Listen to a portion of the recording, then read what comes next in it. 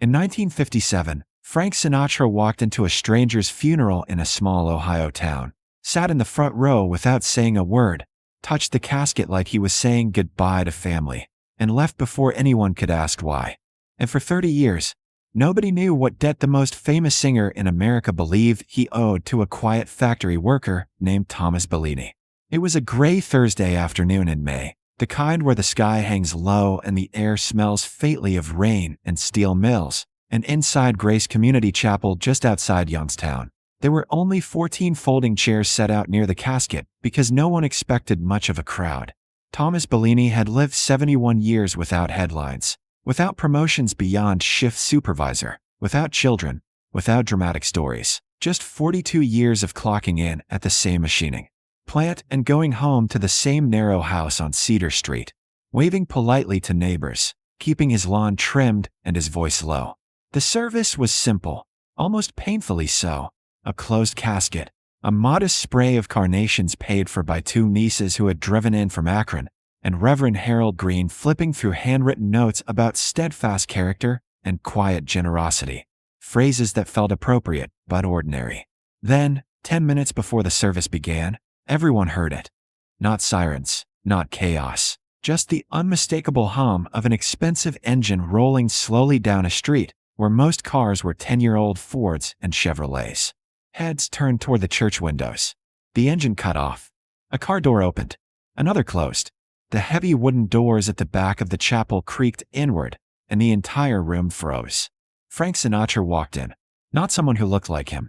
Not a look-alike hoping for attention. The real Frank Sinatra. Trim black suit, dark tie, polished shoes, eyes hidden behind subtle tinted glasses, his posture unmistakable, the kind of presence that bends a room without trying. A soft gasp moved through the chapel like wind through dry leaves. One of the nieces whispered, "Is that really him?" A factory co-worker muttered, "What in God's name?" Sinatra did not acknowledge anyone. He didn't smile. He didn't nod. He didn't perform. He walked slowly down the aisle, the echo of his shoes the only sound in the stunned silence, and took a seat in the very first pew, front row, center, directly beside the casket of a man the world had never heard of. Reverend Green blinked twice, momentarily losing his place in his notes, then cleared his throat and began the service exactly as planned, though his voice carried a new tension. How do you deliver a simple eulogy when one of the most recognizable men in the country is sitting 10 feet away, listening? He spoke about Thomas Bellini's reliability, about how he never missed a day of work unless he was sick, about how he once repaired the church steps without charging a dime, about how he kept envelopes in his kitchen drawer labeled, "For someone who needs it," though no one knew exactly who those someones were. Throughout it all, Sinatra sat perfectly still. He didn't wipe a tear. He didn't bow dramatically. He simply listened, jaw set, hands folded, as though every word mattered. The air in the chapel felt different, heavy, curious, electric. People weren't just mourning Thomas anymore. They were trying to solve a puzzle in real time. How could a global superstar possibly know a retired machinist from Ohio? Had they grown up together? Were they distant relatives? Had Bellini once invested in Sinatra's early career? The questions stacked quietly in every mind, unanswered and growing heavier by the minute. When the final prayer ended and Reverend Green said, "Amen," chairs scraped softly against the wooden floor as people stood, unsure whether to approach the casket or the celebrity. But before anyone could gather courage, Sinatra rose. He stepped forward alone. He stood over the casket for a long moment, his face unreadable, then gently placed his palm against the polished wood, not theatrically, not for effect, just briefly, as though sealing a private promise. Then he turned, walked back down the aisle, and exited the chapel without saying a single word to anyone. By the time the stunned mourners reached the doorway, the sleek black car was already pulling away from the curb, disappearing down the quiet street lined with maple trees and modest houses. Inside the chapel, the silence lingered long after the engine faded. "Did that just happen?" one of the co-workers asked. Angela Marino, Thomas's niece, stood frozen near the second pew, her mind racing. She had helped clean her uncle's house the week before. She had sorted through his mail. She had arranged this very service. There had been no photographs of celebrities on the walls, no letters from California, No framed gold records tucked in a closet. Thomas Bellini had lived modestly, quietly, predictably. Yet Frank Sinatra had just honored him like a fallen brother. At the gravesite, the whispers grew louder. Some thought it was a mistake. Maybe Sinatra had attended the wrong funeral. Others insisted there had to be a secret connection, some hidden chapter of Thomas's life no one knew about. But the facts refused to cooperate. Thomas had never traveled west of Illinois. He had never mentioned New York or Hollywood. He worked, he attended church, he read the newspaper, he kept to himself. That was the whole story, or so everyone thought.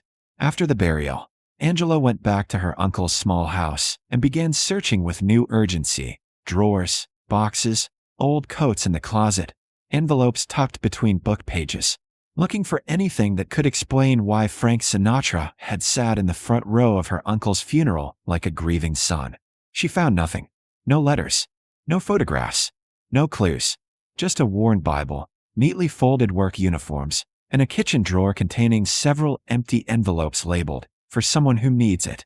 And for the next 3 decades, the image of Frank Sinatra standing silently beside Thomas Bellini's casket would haunt that small Ohio town. A mystery sealed in a moment of quiet respect, waiting for a truth no one yet understood. For years after that strange afternoon in 1957, the image refused to fade. Frank Sinatra in the front row, silent, solemn, then gone. And in a town as small as Youngstown's outskirts, mysteries don't disappear. They settle into conversation like dust. At diners, at church picnics, at the steel plant break room, someone would eventually lean back and say, "Remember when Sinatra showed up at Tom Bellini's funeral?" And the speculation would start all over again. Angela Marino couldn't let it go. In the weeks after the burial, she went through her uncle's belongings a second time, slower this time, more deliberate. She opened old toolboxes, shook out coat linings, checked inside books for hidden notes. She found pay stubs dating back to the 1940s, carefully bundled receipts, and yellowed newspaper clippings about local baseball games, but nothing, absolutely nothing, connecting Thomas Bellini to the most famous entertainer in America. No autographs, no photographs, no correspondence. It was as if Sinatra had stepped into the wrong building by accident. But Angela knew what she saw. That wasn't confusion on Sinatra's face. That was something else, something personal. She wrote a letter to Sinatra's management office in Los Angeles, choosing her words carefully, explaining who she was, describing the funeral, asking, politely, if Mr. Sinatra might share how he knew her uncle. Weeks later, she received a typed reply on official letterhead. Asterisk, Mr. Sinatra does not comment on private matters. Please accept his condolences. Asterisk, that was it. No denial, no explanation, just a wall. As the years passed, the legend grew larger than the facts. Some locals insisted Thomas must have known Sinatra from childhood. Others claimed maybe Bellini had once loaned him money, or given him a place to stay, or helped him get a first booking somewhere in Ohio. A few theories became wilder with time: secret partnerships, hidden family ties, even whispers that Bellini had once saved Sinatra from trouble. The lack of answers made the mystery stronger.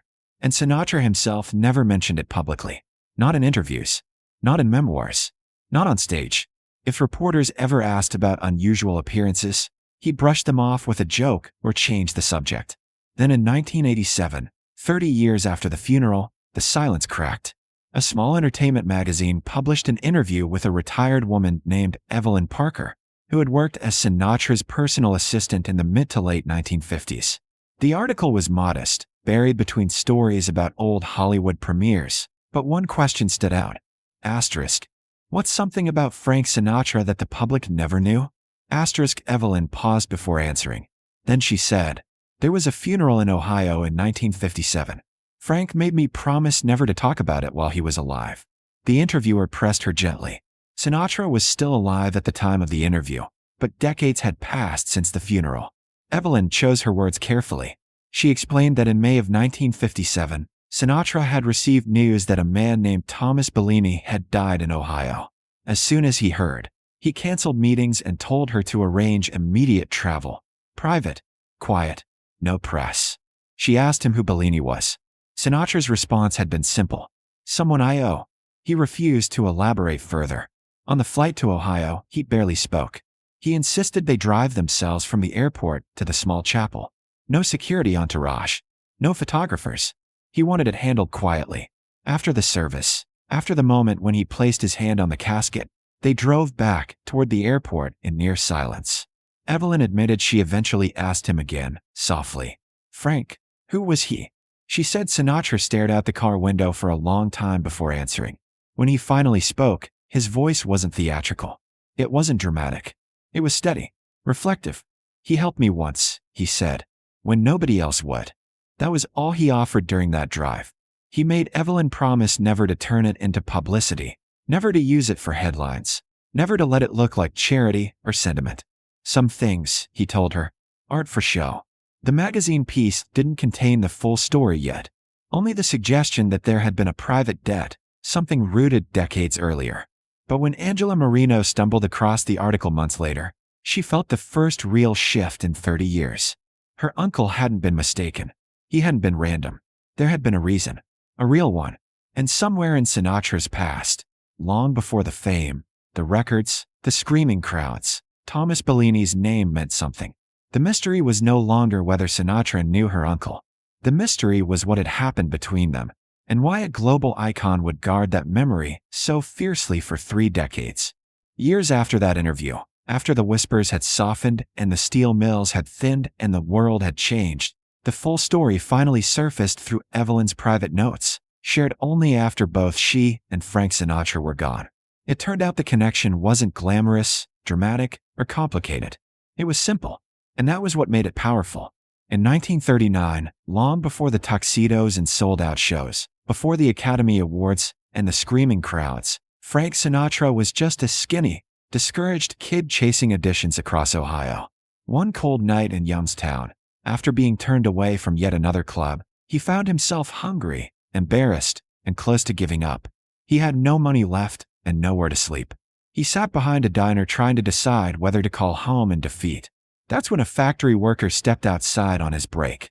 The man noticed the young stranger's posture, shoulders slumped, eyes tired in a way that had nothing to do with sleep. He struck up a conversation, asked a few simple questions. When Sinatra tried to brush him off, the man didn't push. He just reached into his pocket and pulled out a $10 bill. In 1939, $10 was serious money. Get yourself a meal, the man said, and a room. Don't quit. You've got something. Sinatra resisted at first. Pride has a loud voice when you're young, but hunger is louder. He accepted it. He asked the man's name. Thomas Bellini, he replied. And you don't owe me back.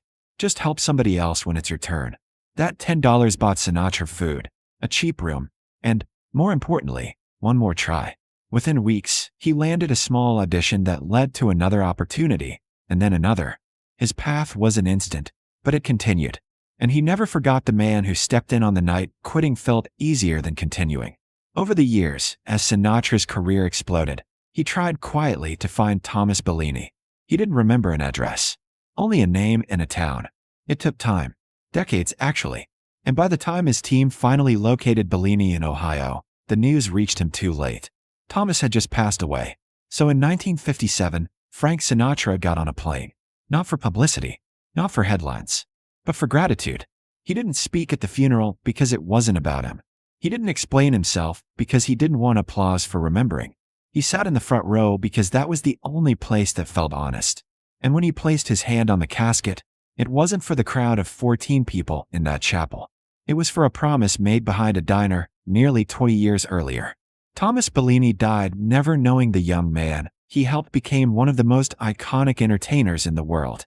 He never heard the roar of stadiums or saw his name in lights connected to that moment. But Frank Sinatra knew, and he carried that memory quietly, without turning it into legend while he was alive. In the end, the mystery wasn't about fame at all. It was about something smaller and stronger. A $10 act of kindness. A tired factory worker who saw potential in a stranger. A young singer who didn't forget. Sometimes the biggest stories aren't built on grand gestures. Sometimes they begin with a simple sentence, "Don't quit." And sometimes, decades later, gratitude walks back through the door, sits in the front row, and says goodbye without needing to say a word.